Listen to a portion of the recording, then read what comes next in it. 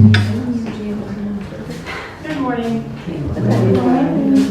I'm a little bit nervous this morning, and that's unusual for me. I love to speak to people. I'm one of the few people that is more afraid of death than I am public speaking. I'm not really afraid of either one, but I am afraid of PowerPoint presentations. I'm kind of attention deficit disorder, where my brain jumps from one thought to another. So for me to have to follow an outline like this makes me a little nervous. So if you'll bear with me, I'll try to keep on track. If my thoughts go off and they don't match the slide, I promise the slide is coming up, or I'll come back to the slide. So for this morning, I want to talk about communication skills and the English environment. And I want to make a note that we're talking about communication skills. We're not talking about language skills right now. We're talking about communication. Communication is where you have to begin. Language skills will follow. So we have to start by learning how to communicate first.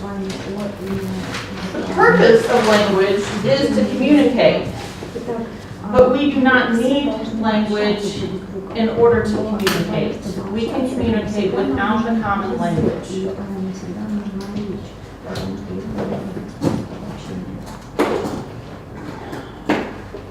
So let's talk about what is the English environment.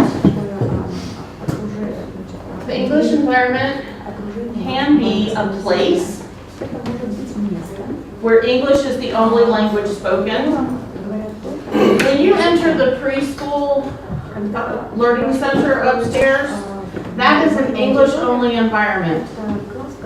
You may not speak any other language in my learning center.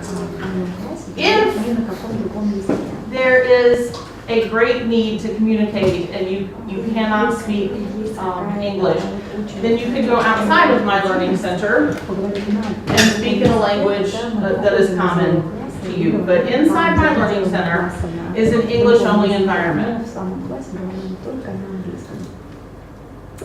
An English-only environment can also be a time.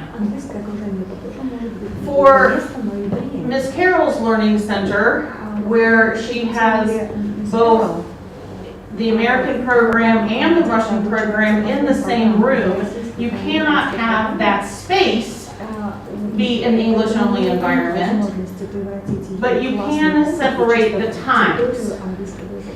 There are two teachers. There's a supervisor for the American program in there, and there's also a teacher for the Russian program. When the teacher for the Russian program is in charge, Russian is the language that is spoken. But when Ms. Carroll is in charge and they are doing American program, that is an English-only environment during that time period.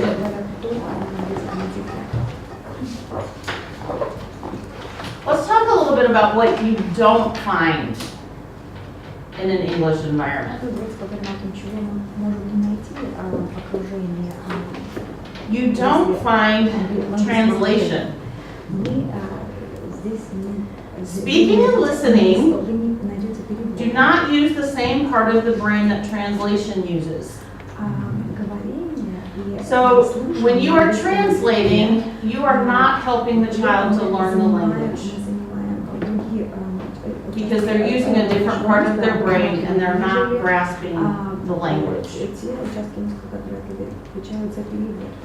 You won't find help with difficult terms in the first language.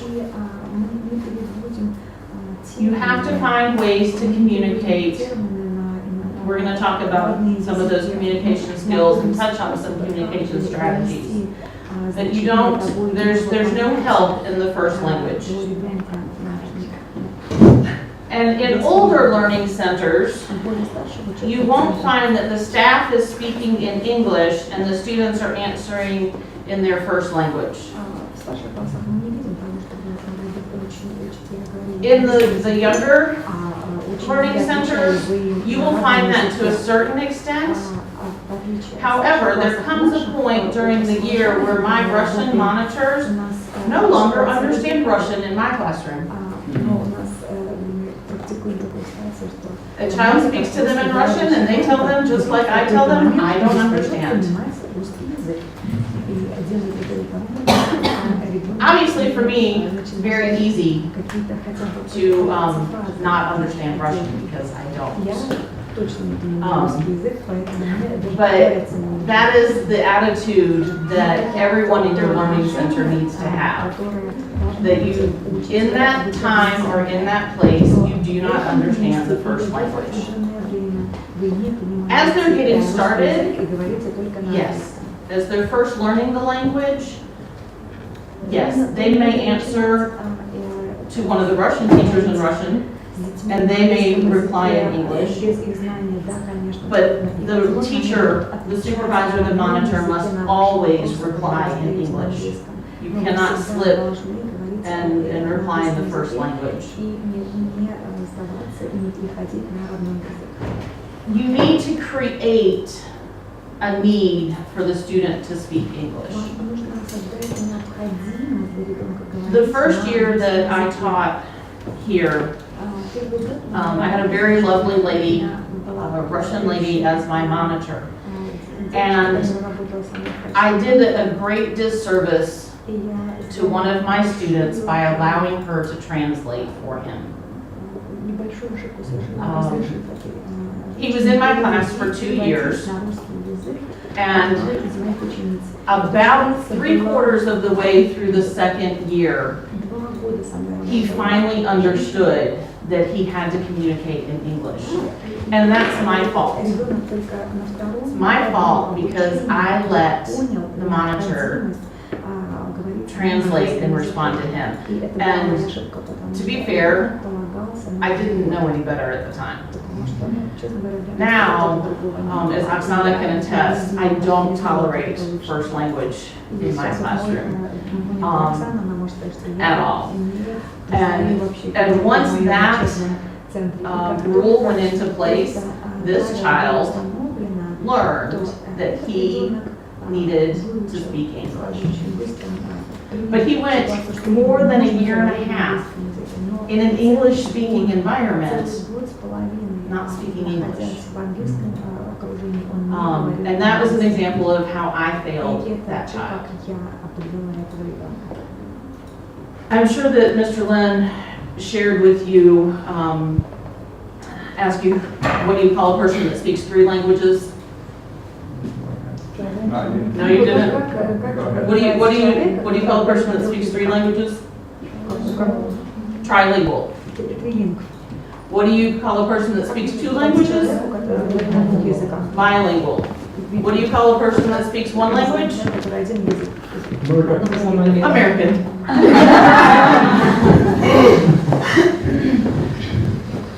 And I share that with you, not because I think that English is a superior language or that I don't feel a need to learn the Russian language. I don't have a need to learn the Russian language. I work in a 100% English environment. I live with English-speaking people. I know a few key phrases. I know enough words to get around. I can sound out words because I do know the Russian alphabet. But I don't have a real need to learn the Russian language. I would like to learn it, but until there's a need created, I don't know that that will happen.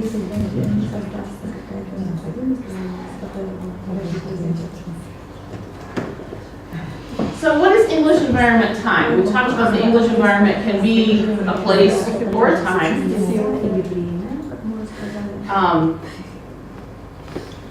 English environment time is the total amount of time the student uses English as the only spoken language. So, English environment time should include lessons, breaks, playtime, lunch, and it's a time when the first language is not spoken at all. English environment time does not include any activities where the first language is used. So English classes that are done in the first language or any first language classes don't count in this time that we're going to define. It is very important that break time, lunchtime, and playtime are all English environment time and should be supervised by an English speaker. If you allow the students to go on break without an English-speaking supervisor, and I don't necessarily mean supervisor versus monitor, but they're going to speak their first language. So if you go and you gently remind them that we still speak English during this time, it will greatly enhance their English education. So English environment time, let's compare the English environment when we include breaks and when we use English during lessons only. I can't read my notes because I'm blind.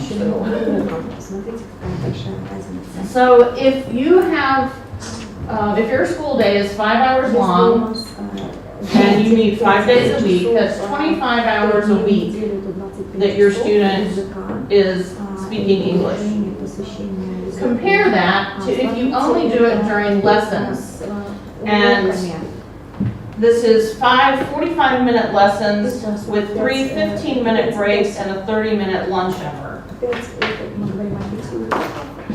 So you've gone from 25 hours a week to a little less than 19 hours a week of English time.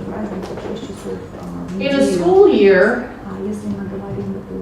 25 hours a week times 36 weeks is 900 hours of English environment time. Now, please excuse my math here. I had different numbers in there and I didn't change everything. If you did 18 and 3/4 hours times 40 weeks, it would actually be 750 hours. If you do 18 hours, 18 and 3/4 hours times 36 weeks, like we have in the first one, then it would be 675 hours. Either way, it's significantly less time that the students are speaking English.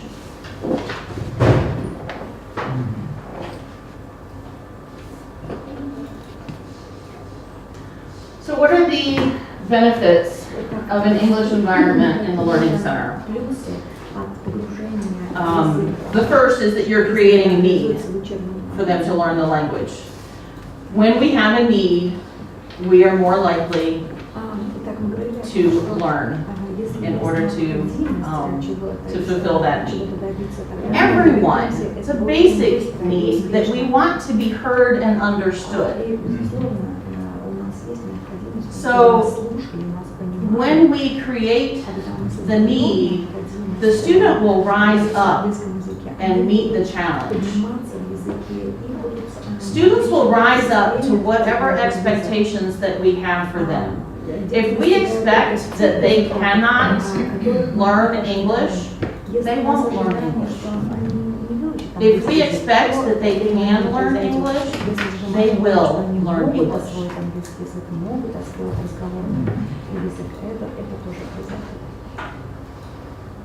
So some of the benefits.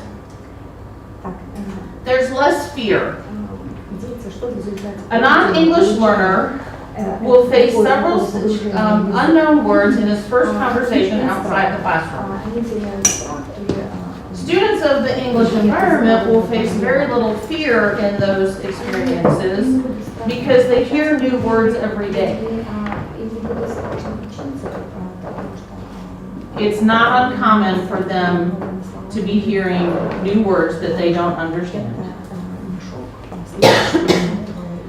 The English environment provides the students opportunities to speak within a variety of situations. In the classroom, you have teacher-student interactions. On breaks, you have student-student, peer-to-peer interactions. So when you're in a 100% English environment, you're creating different scenarios for the students to get comfortable with the English language. Students learn to speak while playing games and performing other activities. They can speak while moving and thinking without uncomfortable pauses. It's important when we are working with the children that we are not just having them sit and learn, but that we actually incorporate movement into their learning. That we play games with them where they have to throw a ball and speak at the same time. That they jump on a mini trampoline and speak at the same time. And you can tell how comfortable they are and where they are in their language learning by if they can do that. If they have to stop to speak, then they need some more practice. But if they can jump and speak, then you know that they are learning, they're beginning to think in English.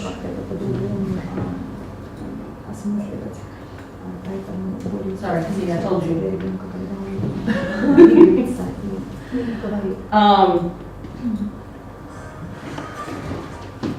It builds confidence. Communication strategies are different ways to communicate across language barriers. We did a whole session on this with the ABC and preschool teachers on how to use gesturing, finding different words, or drawing as different ways, different communication strategies that can be used. And this builds confidence when they learn that they don't have to know the exact word, that there are other ways to communicate. Then that builds their confidence and they're more prepared to go out and encounter English in different environments. I shared a story with the class upstairs that I'll reshare in here. I've always had a gift for being able to communicate across language barriers. And so just unconsciously I learned some of these skills in my life, these communication strategies. But last spring, it was the day before the last day of school, and I wanted to present flowers to some of my monitors and a couple other people. And I was up by the metro station, and there was a whole line of babushkas selling peonies.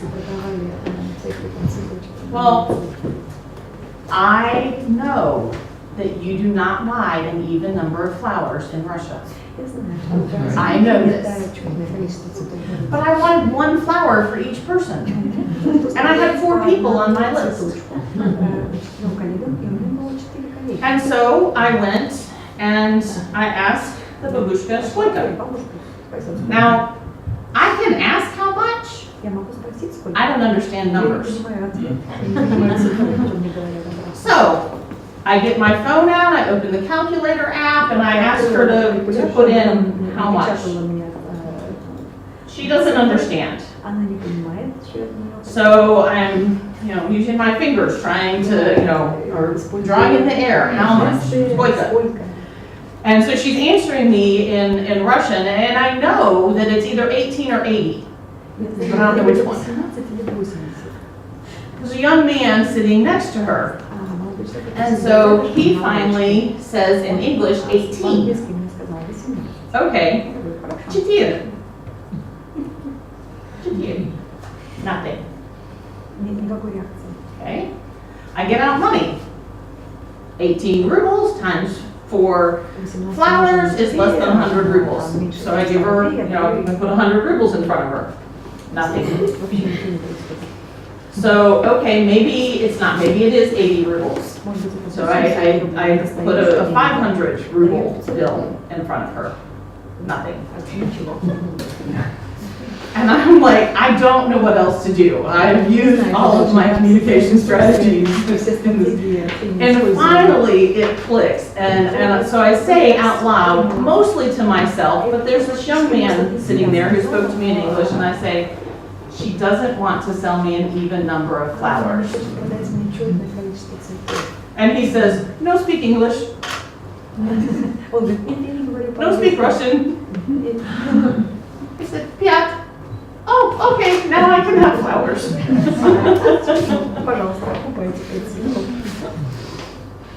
So, as I just said, communication is a two-way street. You have to have two people that are willing to communicate, willing to work through the process for this to work. It can be very frustrating if you're the only one trying to give it. But in the end, I got what I wanted. It took some work, but I got what I wanted, and I didn't give up. And I didn't give up because I knew that somewhere along the way, communication strategies will work. Sometimes it looks like 1,000 ruble bill, but they will they will work. To developing communication strategies. The next one is to function independently. And even though I don't understand the language and I speak very little of the language, I do function fairly independently living in Moscow. If I need to go to the bank to do some kind of business transaction, I take a translator with me. But in most situations, I can accomplish what I want using my communication strategies.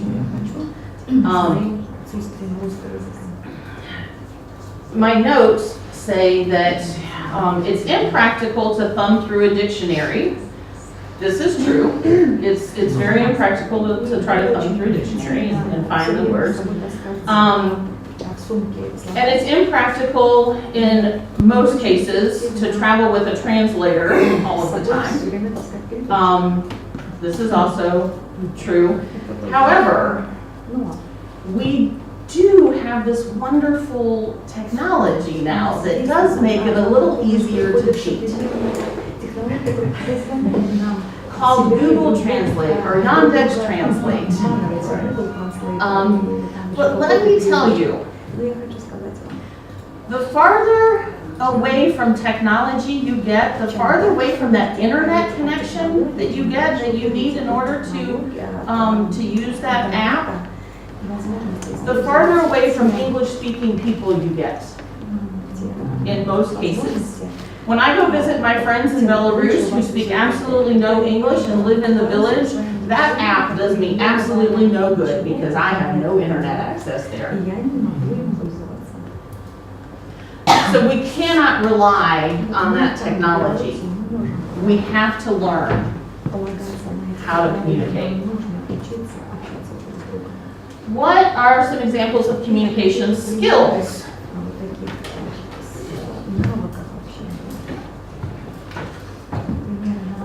Overcoming fear and feelings of self-consciousness. Mr. Len mentioned to you that we did this training in Thailand, and that our trainers were these lovely Chinese ladies who presented a great majority of the lessons that were done. And now in this room, there were native English speakers. There were English speakers who were very fluent, like Mr. Len, Mr. Vladimir, and there were people in the room that were had a very moderate level of English language skills. However, these ladies were able to communicate with all very well. These ladies, some of them had been speaking English for less than 2 years. Had been speaking English for less than 2 years and got up in front of a room of 40 people and presented in English. And they got that confidence by being in an English-speaking, English-only environment. In their school, it is English only. They have to pay a fine when they speak in their native language.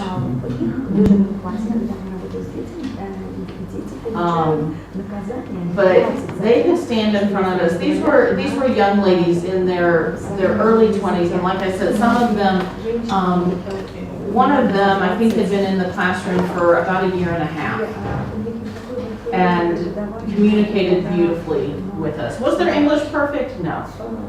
Could they communicate with us? Absolutely.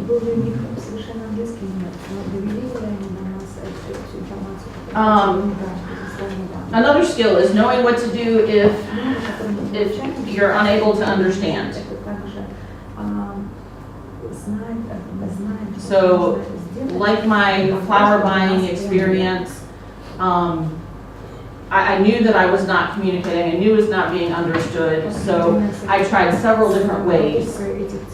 I had different tricks up my sleeve that different ways I could use to try to communicate. Communicating without words. My flatmate is an American who understands a great deal of Russian. She's been around Russians for a great part of her life. She refuses to speak the language. And she's amazed. She knows that I don't understand anything that the shopkeepers say to me. She's amazed when we go shopping and I can get exactly what I want. And she knows I don't understand a word that they're saying to me. But I learned to point. I can point with skill. I want that one. I've learned different gestures, different motions that I know that they will understand to get what I want. So learning to communicate without words. Learning to use different words. I used the example in our class upstairs that if I don't know the word for an object and I can't point to one and I can't draw a picture, but I have some knowledge of the language, maybe I can find other words to use. And for me, as you can see, I talk with my hands anyway, so that would still involve gestures, but you know, ball, a ball that floats on a string, air ball. Do you know what I'm talking about? What am I talking about? A balloon. A balloon. If I don't have the exact word, I can find other words to use. Reading gestures and expressions. Not only do you need to be able to gesture, but one of the skills that you learn is how to read expressions and read gestures. Again, with my flower buying experience. The expression on Babushka's face, she did not understand anything I was trying to communicate. She understood when I asked how much, and she finally understood when I said 5. But I could tell, and so I knew that I had to keep trying.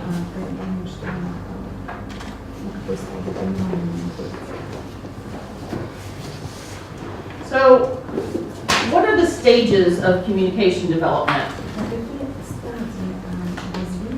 There are 4 stages of communication development, and the first thing that you need to understand and that you need the parents of your students to understand is that communication development takes time.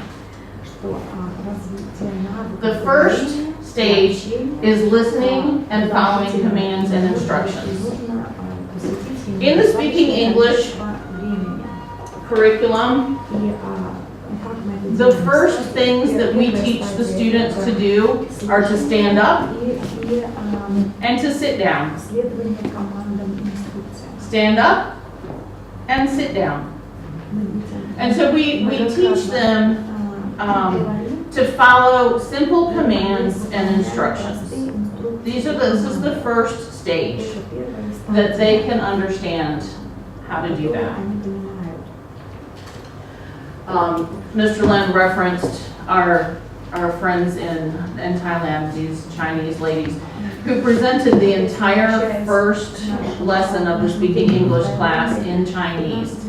And we as students could follow and do what they asked us to do. So by the end of it, we heard and understood. I won't say we know because, but we heard and understood. Stand up, sit down, point, line up, thank you. These are all words that we heard and understood by the end of the first this session in Chinese. I will tell you that I purposefully chose not to retain those words because I need to be learning Russian, not Chinese. So I purposefully, it's like, okay, I will take them for 2 seconds and then they need to leave my brain. The second stage is listening and answering by repeating words and phrases. So after they can follow the commands of stand up and sit down, then they need to be able to speak. They need to be able to say, stand up, sit down. In April, I had 2 new Korean students join my class, brother and sister, 5-year-old and 3-year-old. They spoke absolutely no English. We're almost finished with the school year, and they come in and we're working with them and we're doing our best. And occasionally they would repeat a word here or there, but I almost lost it when the 5-year-old little boy who has a personality that's bigger than the moon stood up in the playroom one day and said, "Preschool, clean up!" Oh, he's been listening to something. These are words that are spoken many times during the day. And it was clear, absolutely clear, no accent. Preschool, clean up. Like, well, he is learning. He is learning something. The third stage, the first 2 stages take a year. The first 2 stages for them to really develop that communication takes a year. So the third stage is listening and responding simultaneously, or spontaneously. Listening and responding spontaneously. So when the child comes up to you, or when you come to the child and he listens to you and he responds without being given the word, he knows the answer. He knows the correct response and he answers you. This is the third stage. And the fourth stage is initiating conversation spontaneously. This is when the child comes up to you and starts talking to you.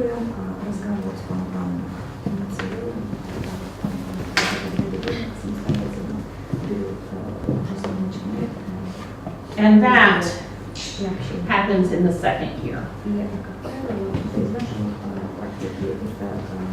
These stages of communication development do not only apply to learning a second language.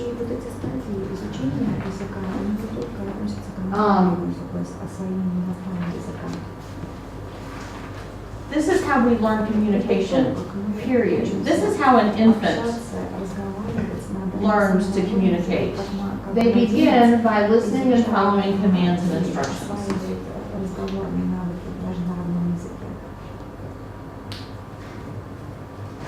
Then they start repeating the words and the phrases that their parents say. Then they start responding. And for most children, it's not until they're about 18 months to 2 years that they really begin initiating conversation. So this is not just about learning a second language. This is about communicating in any language. This is how we learn. And that's what you need to help the parents understand. Because, and also, if there is no English speaker at home, the children are not going to go home and show off their English in front of their parents. They have no need at home to speak English. The need has been created in the classroom. And until there is need at home, or they have built extreme confidence, they are not going to go home and speak English. And that's for you to know and for the parents, for you to teach the parents. Teaching the children sometimes is much easier than teaching the parents.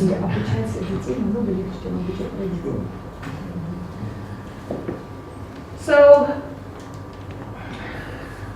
how is the Learning Center your English world?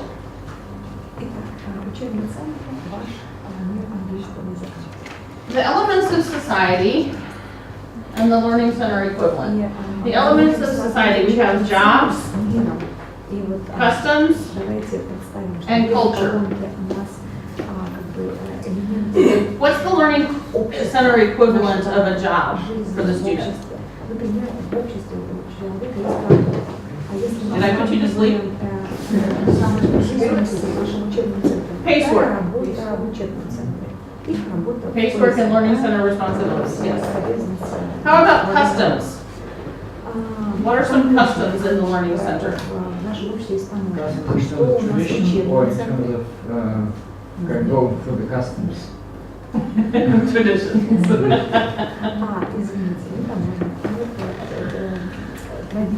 Opening, special awards, activities that are unique to your Learning Center. And culture. The supervisor determines the cultural value of the Learning Center. So the supervisor is the one that determines what the cultural values are. We also have laws, government, money, homes, social activities, and status. What are the laws in our Learning Center? Rules. What is the government? Supervisor monitors the staff. How about money? Parents? What are our homes?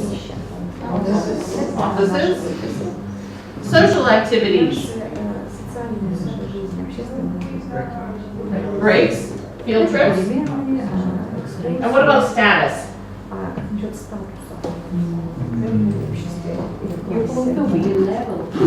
I'm sorry? Grade level. Your learning level, age, and of the older classes, privilege level.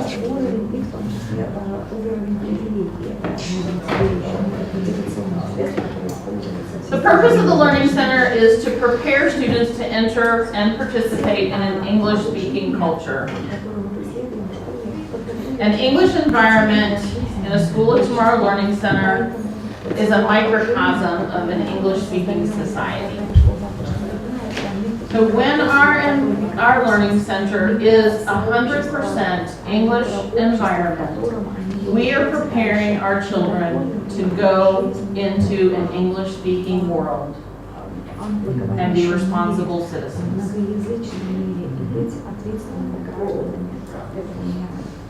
I think I have about 5 more minutes. If anyone has any questions,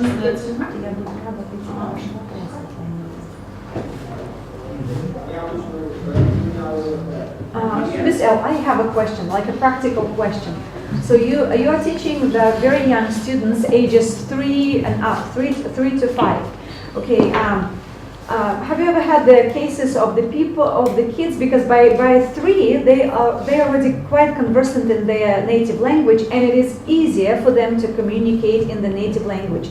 We very often face the situation when you start teaching the child a foreign language, he just refuses. Because it's mom's decision to put him into this English school. It's not his desire. And so it's much easier for him to communicate in the, so he wants to color, he wants to do math, but he doesn't want to do that in English. Have you ever had these cases, and how do you deal with them? If you can allow me to translate Yes. my question. Я спросила, как, если ребенок сопротивляется, особенно в младшем возрасте, им проще уже говорить на английском языке, и они не понимают необходимости изучения языка. Как вы с такими детками работаете? Again, it comes back to creating a need for them to communicate in English. You have to be very consistent. You cannot allow one child to speak in their native language and not let the rest. You have to be very consistent in this. You have to work with the child, especially as they are learning the language, as I mentioned. If they respond in their native language, you just continue to answer them in English. You can give them the words in English. You know, if they come up and they ask for something and they don't know the English word for it and they ask for it in their native language, then you respond. You don't just hand it to them, but you say, yes, I'll be happy to give you a ball. Here is a pencil. And just encourage them. Encourage the parents. If the parents speak English, encourage the parents to speak English with them at home.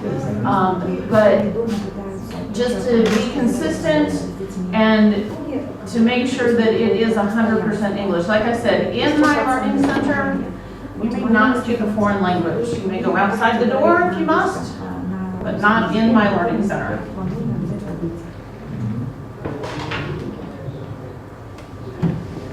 Any other questions? Thank you. Thank you. So I might piggyback just briefly.